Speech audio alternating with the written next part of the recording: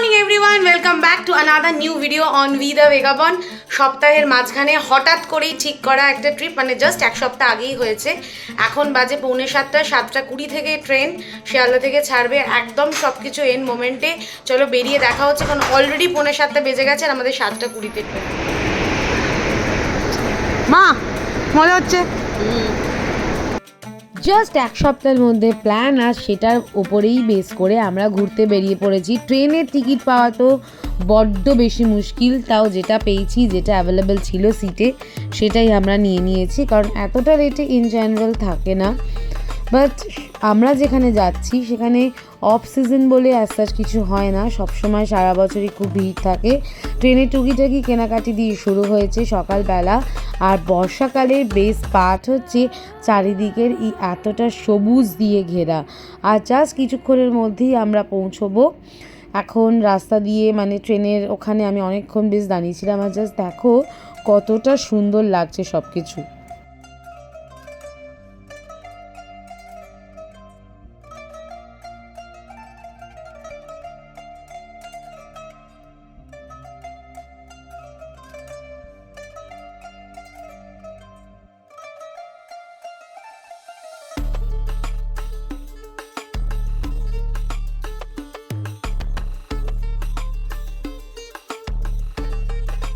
Next আইটেমও চলে এসেছে। কখন দেখতে দেখতে এত সুন্দর সিনসিনারির সময় কেটে গেছে বুঝতেই পারিনি। আর জাস্ট দেখো ঢুকেই কি দেখলাম।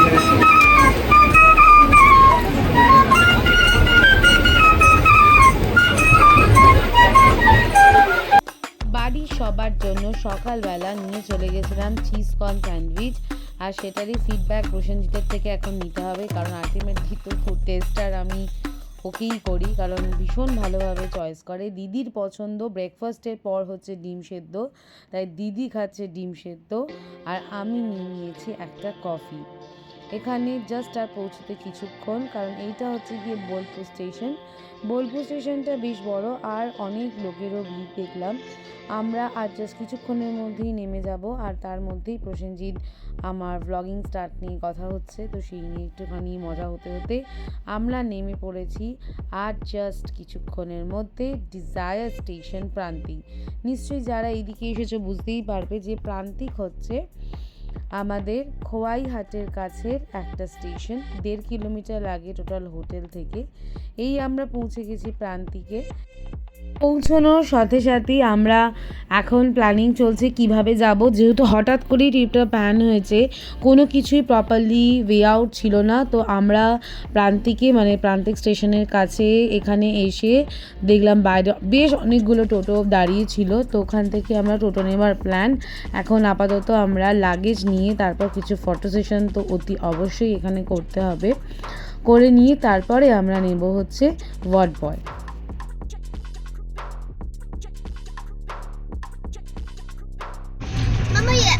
বোলপুর থেকেই যাওয়া যেত, ওখানেও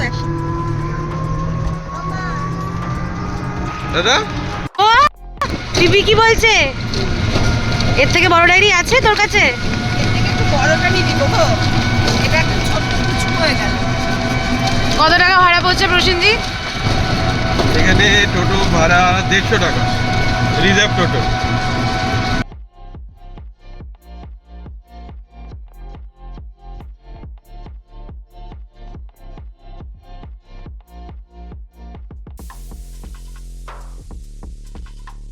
ঠিক পুজোর সময় যে পরিমাণ আমাদের আনন্দ হয় চলে আসলে, এখন কিন্তু ভীষণ মন খারাপের সময়। যতই ঘুরতে যাই না কেন, মন থেকে কিছুতেই যেন শান্তিটা আসছে না। এই আমরা পৌঁছতে চলেছি জাস্ট যে সোনাঝুরির হাট বলা হয় তার মাঝখানে রাস্তা দিয়ে রিসর্ট।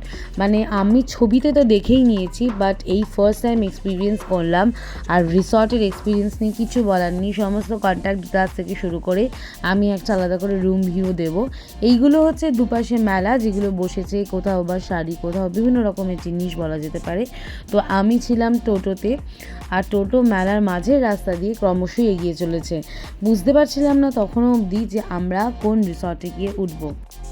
হাটের মাঝখান দিয়ে টোটো নিয়ে যেতে কিন্তু বেশ মজা লেগেছে আমাদের, মানে একের পর এক দোকান দোকান আর দোকান। বুঝতেই পারছিলাম না যে আমরা আলটিমেটলি গিয়ে কোথায় পৌঁছচ্ছি, কারণ যেখান থেকে হাট শুরু সেই ভেতর থেকে টোটো সেম রাস্তা দিয়ে, মাঝখানের রাস্তা দিয়ে আমাদেরকে এগিয়ে নিয়ে চলেছে।